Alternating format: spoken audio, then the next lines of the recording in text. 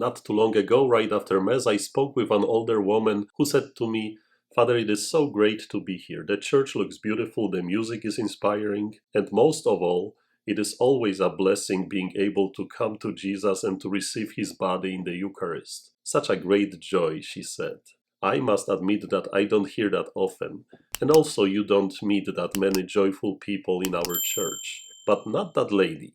She was happy and thankful that she has the church she can go to and that she can worship with all community. For me, it is very uplifting meeting people like that. People who feel honored being invited to this Eucharistic feast. That lady was honored and shared that joy with others. And I have to tell you that this experience, the conversation with that woman, opened my eyes and helped me better understand Jesus' parable from the Gospel this Sunday. And I did understand most of it, but never the ending of the parable.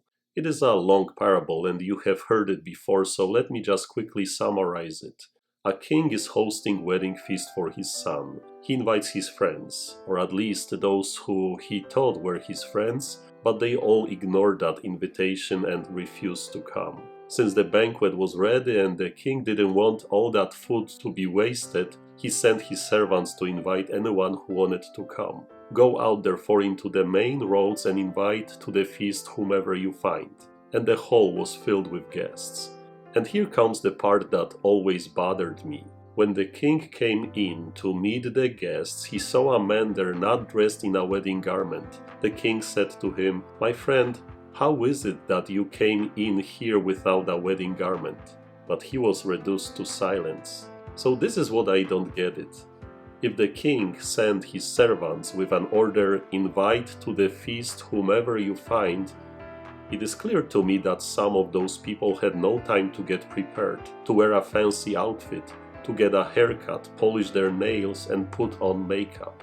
Why was that king so angry with that poor man who wasn't properly dressed? He even said, "Bind his hands and feet and cast him into the darkness outside where there will be wailing and grinding of teeth. Many are invited, but few are chosen."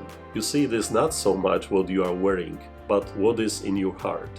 You come to God's feast just like that lady I mentioned before, with a joyful and thankful heart, not with sadness, not with anger nor bitterness. Our God invites us to his banquet. He wants us to come to his table and share that finest meal with him, the Eucharist.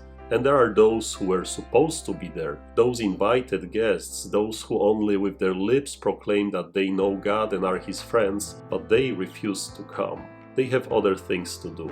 But the banquet is ready, so God keeps inviting all of us. He wants us to fill up his banquet hall and to celebrate with him. It is not a sad celebration, but a joyful one. It is a wedding feast for his son. And it is not about how you are dressed, not about your external appearance. God doesn't care about that. He only wants you to bring joy into his feast. You can't come sad and angry to that feast, because then you pollute the whole atmosphere of happiness and joy of that special day, that special moment. Sadly, there are some that come to Mass and complain to others about the priest, the music, the homily and other things, and this might destroy the joy of celebrating the Eucharist. That's why the king in Jesus' parable was so angry with that man who came unprepared. Instead of rejoicing, he was sad. Maybe he was complaining that the food wasn't good enough or the music was too loud. "You came to the wrong celebration," the king said. "I don't want you here because you are destroying the whole atmosphere." Again, that lady I mentioned before was so thankful and joyful for being a part of Jesus' banquet.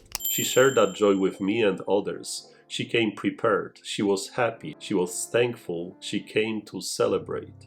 God doesn't want you to come to his wedding feast with anger in your heart, with sadness, with pride, with hatred. No, you are invited, but you must put on a wedding garment, a garment of happiness and joy. So let's go to work, and God bless you.